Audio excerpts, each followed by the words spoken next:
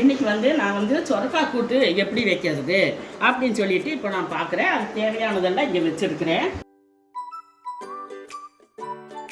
இப்போ ஆயில் ஊற்றிக்கலாம். சமையல் ஆயில் 1 ஸ்பூனு சமையல் ஆயில்.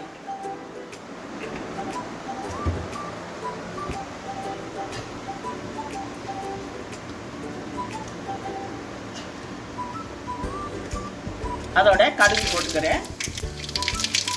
சீரகம் 1/2 ஸ்பூனு,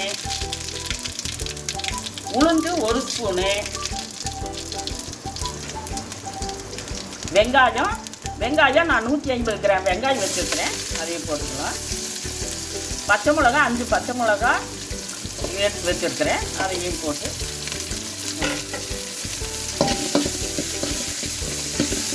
திரும்ப பாதி அளவுக்கு வெங்காயம் போட்டு சொரக்காய் போட்டுட்டு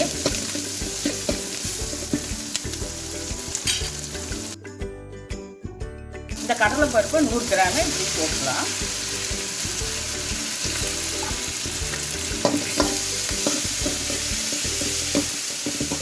அதோட நான் ஒரு சொரக்காயை வெட்டி வச்சுருக்கிறேன், சின்னதாக பொடியாக வெட்டி வச்சுக்கிறேன், அதை சேர்த்து நம்ம போட்டுக்குவோம்.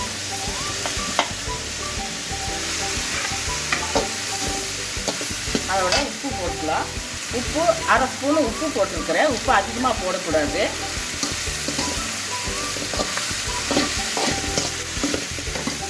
சொரக்காயை நம்ம மூடி போடாது வச்சோம்னாக்க ரொம்ப சூப்பராக இருக்குது. தண்ணியும் ஊற்றக்கூடாது, மூடியும் போடக்கூடாது. சொரக்காய் ரொம்ப வெந்ததுன்னா நல்லா இருக்காது. பால் அளவு தான் வேகணும். நம்ம கிளறிக்கிட்டே இருக்கணும். இப்போ இந்த தேங்காய் பத்தில் நம்ம போட்டுக்கலாம். தேங்காய் துருவல் நான் இந்த மாதிரி துருவி வச்சுருக்கிறேன், அதையும் சேர்த்து போட்டு அவ்வளோதான். ஏன்னா நான் மூடி போட்டோம்னாக்கா ஒரு மாதிரி ப்ரௌன் கலராக இருக்கும். அது சாப்பிட்றதுக்கு நல்லாவும் இருக்காது, டேஸ்ட்டும் வராது. இப்போ எல்லாமே சூப்பராக வெந்துருச்சு. இப்போ சுட நம்ம பரிமாறிடலாம்.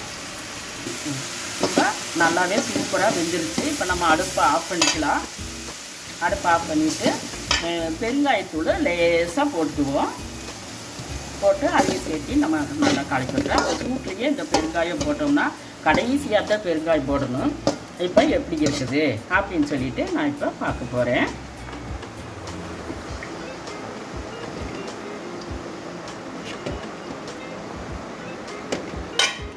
இப்போ எப்படி இருக்குது அப்படின்னு சொல்லிட்டு நம்ம டேஸ்ட் பண்ணி பார்ப்போம். சூப்பராக இருக்குது. ஹலோ ஃப்ரெண்ட்ஸ், இதே மாதிரி நீங்களும் செஞ்சு பாருங்கள். பை.